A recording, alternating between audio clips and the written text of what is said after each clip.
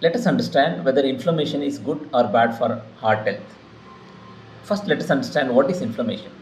Inflammation is body's natural response or our immune system's response to protect itself whenever we get injured or when we have stress or whenever there is infection.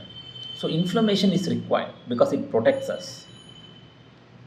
For example, when you cut your finger while cutting the vegetable, our immune system identifies it. It sends the white blood cells and other chemicals so that it can kill the bacteria, prevent further infection, and also it starts healing. So that's why you might see that the area might become red, or you might experience swelling or sore. That is an indication that our immune system is working, our inflammation is helping us. And then the dead cells will be removed, new skin will come, the wound will get closed, which is fantastic.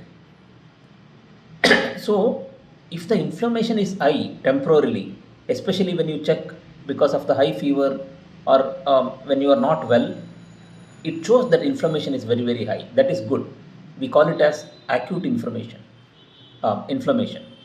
But when inflammation stays high for a very long period of time, then it can damage the arteries, it can damage the muscles and the organs. So we need to be very careful about this.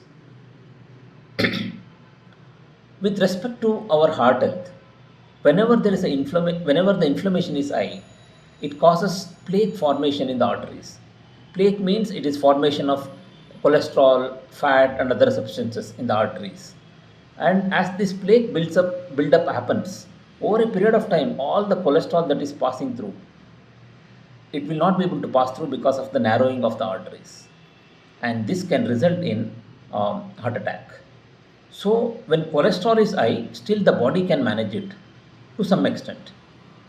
But when the inflammation is high and the cholesterol also becomes high, then we are in real danger. That's why many people who look thin, whose cholesterol looks normal, they undergo heart attack because they don't worry about the inflammation part. So we need to always worry about the inflammation part because the danger becomes 2x or 3x with inflammation high along with cholesterol. So we need to take care of this. So why this inflammation goes high for a long time? Because of the lifestyle. When we eat too much of processed food or when we undergo lot of stress on a daily basis, when we don't sleep for at least 7 hours, a quality sleep, inflammation can go really high. It will never come down. So we have to improve our sleep quality. We have to learn how to manage stress through meditation and other methods.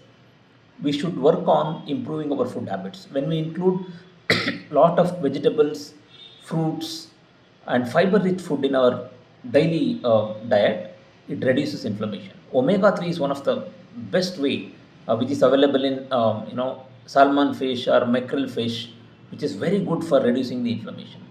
So overall lifestyle alteration is required to reduce this inflammation to a normal level. One of the marker for inflammation or heart health is HSCRP. CRP means C-reactive protein. The C-reactive protein has to be less than 1.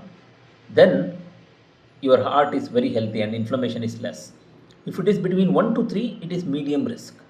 If it is more than 3, then we need to really work on it. So it's an excellent indicator or a marker for inflammation and the heart health. So make sure that next time when you are checking cholesterols, make sure that you check this CRP. Another marker is homocysteine. So homocysteine is just opposite of vitamin B.